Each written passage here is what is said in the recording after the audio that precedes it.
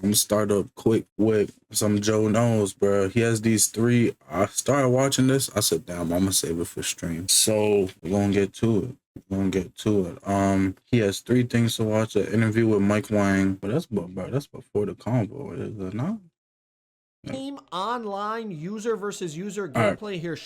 The highly anticipated annual gameplay. But some of these dribble moves have been looking crazy. We're going to be going over everything gameplay related inside this video when it comes to NBA 2K26. We'll be talking about the no RNG pure green window shooting from both 3-point and mid-range.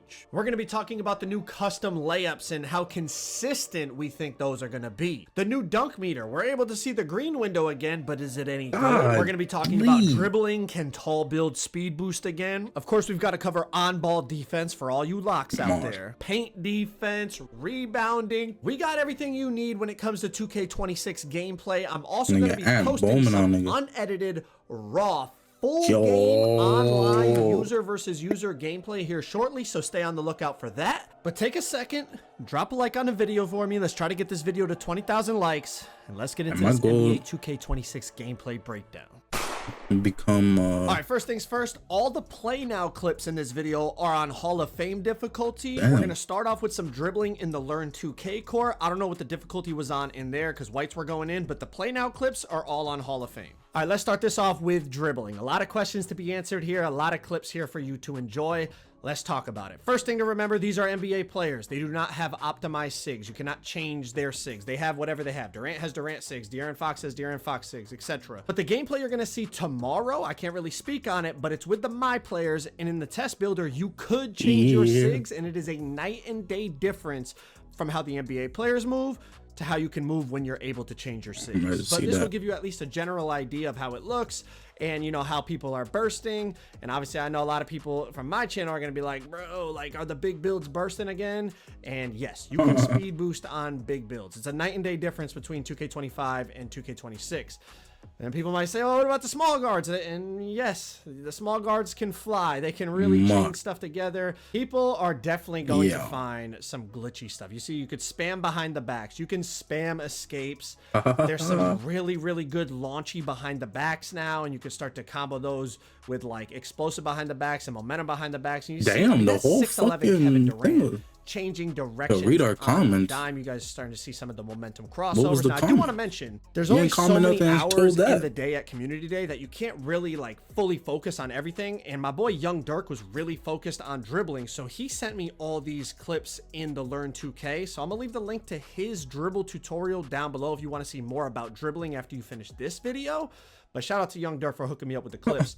I did get some dribble clips, but like I wasn't going to spend a few hours on it when I knew other people were doing it. I wanted to focus on other areas of the game so we could get as much information as possible. But what's really nice to see is all these different NBA players have different dribble styles. You know, like Curry has his, Fox has his, Kevin Durant has his, Jimmy Butler has his, etc. And they can all speed boost. And that's just a breath of fresh air, because I feel like in past 2Ks, it was like only 1 or 2 dribble styles could really burst cleanly. So it was like you were forced to use them. Now there's probably going to end up being like a couple that are better than all the other ones, but y'all get what I'm saying. Like before, it was like no matter what, if you weren't using Darius Garland last year, you had a hitch run out or just you had a no burst run out of dribble moves. It looks like there's multiple dribble styles now that can burst. And again, this isn't even with optimal SIGs to go with the dribble style. This is just what the NBA players have on. So just wait till tomorrow when y'all can see how the My Players are moving. Now, I'm definitely interested in your thoughts on the dribbling from what you've seen here. So get your comments in down below and let's start the discussion. That is the Scottie Pippen behind the back that Mike was talking about. You know, they added some more explosive kind of behind the back. That's more. And that Scottie definitely launches you forward. There's also, I think, the Kobe White one. I appreciate that, bro. I was experimenting with it. Now, I know a lot of you guys probably want my opinion on dribbling. So here it is. I spent a fraction of the time dribbling as other creators like Dirk and Koza and other creators. They spent majority of the day dribbling. I spent probably 20-30 minutes, tried it out, and then went to go get other information. But here's what I felt. It felt much more explosive than last year. It felt much more dynamic, and like you could you had more burst. You had more pop with the ball in your hands. This niggas is moving, bro. Together much more quickly. And most importantly for me personally, it just felt more fun. Now, I understand the bar from 2K25 was set extremely low, so to say it was better or more fun than that is like, well, you know, you're not really saying much, which I get, but it's just how I felt. Like dribbling there, I was like, damn, like This feels a lot more enjoyable than what I was doing the last 12 months on 2K25. So we'll see how the game feels at the official launch date. Because remember last year, people at Community Day found certain ways to speed dribbling wise, and then it was removed by the time the actual game came out. So hopefully that's not the case this I'm saying year. it like I already played 26, finding but ways to burst and be dynamic. This shit looking smooth. And be explosive off the dribble. Hopefully all that stuff and being one of your videos. Launch, and then we could really dive into it as a community and find some crazy stuff. But that's enough about dribbling. Let's move on to some other gameplay aspects. All right, let's talk about shooting and shot contests. Got a bunch of clips here. Some are going to be open, some contested, some green, some miss. Want y'all to just take a look at it, and I'm gonna just let it play, and you guys can kind of start to assess, you know, how the shooting looks, how the contest system looks, and get your thoughts down. It was weird seeing KD on the Rockets, no cap. I know people are gonna ask about RNG and the pure green window and how did it feel and blah blah blah. Obviously, it's just a few, you know, hours that I was playing the game because I also had to get, you know, my builder stuff done and all that.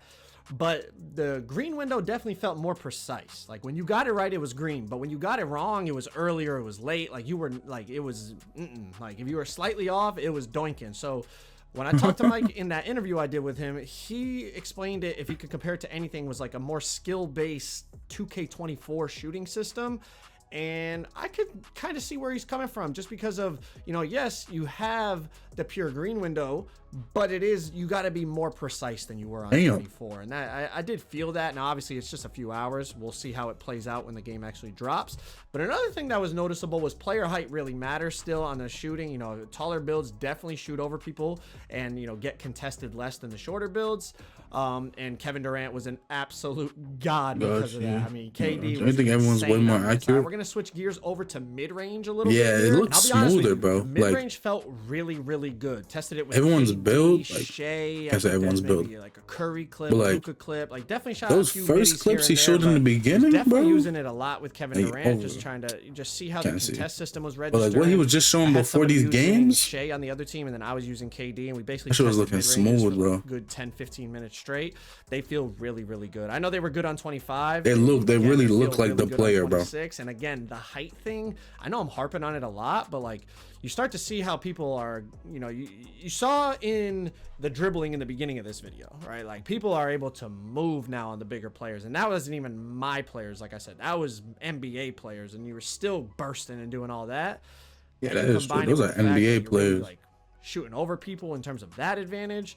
Like you might actually see a back and forth this year of small guards and big guards both being viable again. I think overall for the game, that would be beautiful. A little bit more build diversity, a little bit more play style diversity. Bro, what I will say about shot contests is they definitely felt stronger than 2K25. I hope it looks like this. 2K25 to me felt like in the you park were kind of praying for a contest. Like 90% of stuff just registered open.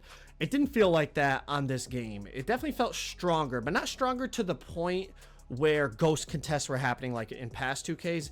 If a dude had his hand down, especially against a guy like Durant who's so tall, but even other players that we tested like Shea and stuff, it would say open if their hand was down. So if they reached and you shot it, it said open.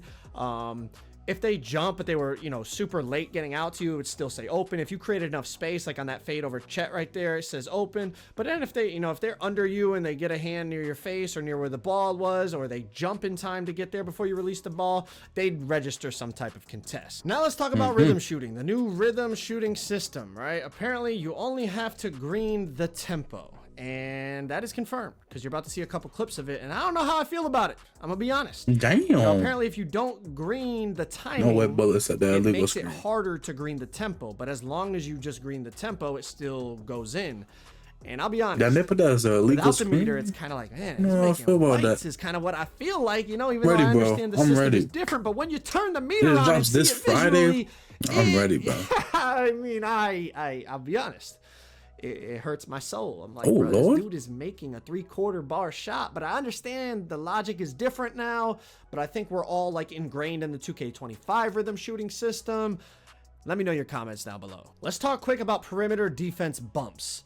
You see right here, Lou Dort cuts off Kevin Durant coming up the court, and they get a physical body up, cut off, like bump in. Damn. If someone's moving, if a dribbler is moving, and you cut them off, you will get a bump, physical body up bump. But a big difference I noticed was on 2K25, if someone was standstill dribbling at the top of the key, you could just like press against them and interrupt that dribble sequence. Now, I'm not going to say it's impossible to interrupt someone's standstill dribble sequence. Honestly, if you didn't get 25, you didn't really miss out on much, bro. In the limited amount of time that I had, but it definitely felt night and day difference to 25. But this is looking way smoother, bro. On the perimeter standstill, you could just basically run up to them, smash into them, and interrupt their whole dribble combo, and it would put their player in like a bump animation. Hey, that's what I was doing like all the time. Game until they started moving. Once they started to try to burst past you left or right, or try to drive to the basket or whatever, then if you were running with them, then there would be some type of body up collision. But we'll have to see, how that plays out throughout the year. But it definitely was a noticeable difference in my opinion. Last quick thing for perimeter defense bumps off the little push cross here into the defender's leg, lose the ball. I know a lot of people are like anti-push cross, anti-De'Aaron Fox crossover.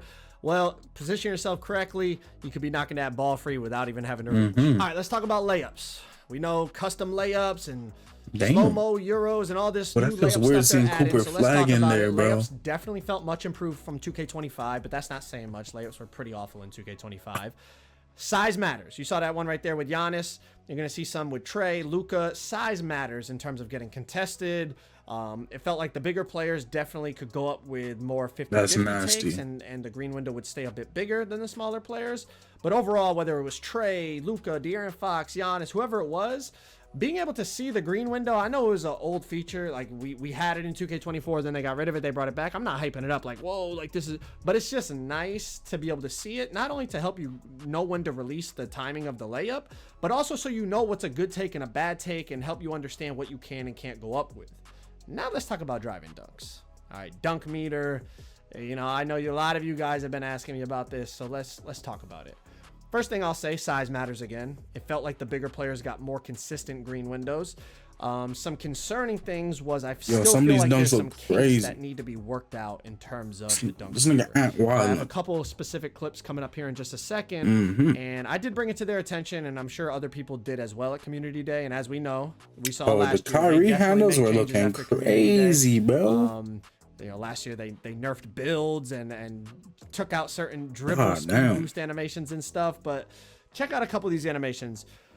You're gonna see me beat the defender, or whoever I'm playing against gets past me. And it's looking smooth. I'm not gonna lie. It's looking like a good year. To the hoop by the time he goes up with the dunk, and the dunk window stays small. So that's a little alarming to me. I feel like like I said, there's still some kinks to definitely work out. Like this one right here, it's a clean drive, blew by the defender, clean line at the hoop, but because like when I started the dunk, maybe the defender was still like pushed against me. I'm not really sure. Like I said, there's definitely some stuff to still fix. A flush poster, bro. Said, we're still getting some nice contact dunks at times. Sometimes the green windows were big, sometimes they were small, so definitely figuring out exactly how the logic works. But something I definitely like is when they take you out of the dunk meter, you turn it into a layup, and it's usually a pretty greenable layup. So I feel like that is a nice change. I don't even know who's on each team this year anymore, bro. They took me out of the dunk meter, and now the play is cooked. It's like, nah, in real life, it's like, it's hard not to like OKC, bro. So I'm gonna, adjust my body, especially and like, turn it into a layup type of thing. So we'll have to see how the dunk meter plays out. Like, I'm not really sure if it's good or bad yet. I feel like when I really started becoming a fan of basketball, it was like the old Clippers were like CP3 in them. Let's move on to interior defense. Like CP3, Blake. There's definitely some crazy interior defense animations. Like, look at this one by Rudy. My God. I mean, to be fair, it's Rudy and Wemby. They have great interior defense stats. But yeah, like back then, like CP3, you can definitely get some crazy stuff. Blake Griffin, DeAndre Jordan. You see how big the green. That team was fun. That's when I started becoming a fan of basketball. Like Wemby just going. And then like I seen OKC.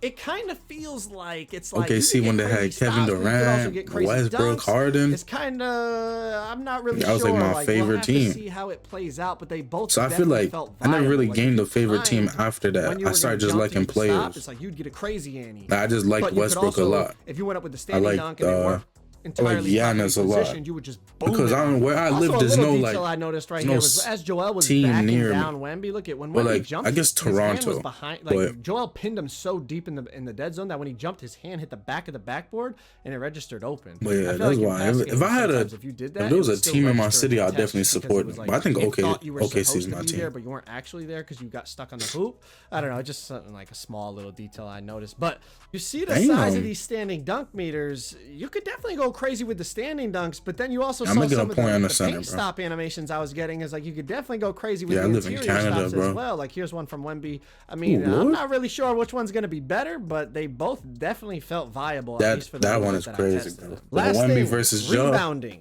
You can turn off the green feedback in the player HUD. I did notice that. I know some people have been asking that, but as you can see here, you don't have to green the rebound to get it. You know, Mike has already talked about that, but just so people could be clear about that. And then even here, I'm on Jokic. I green the rebound, and my teammate grabs it instead of me. So just because you green it doesn't mean you're automatically going to get it. So what's the point of greening the rebound? What the green feedback looks like. Figure we'll just touch on that real quick. But if you guys want to see raw, unedited footage of the first part game in NBA 2K26, click that video on the screen right there. We're not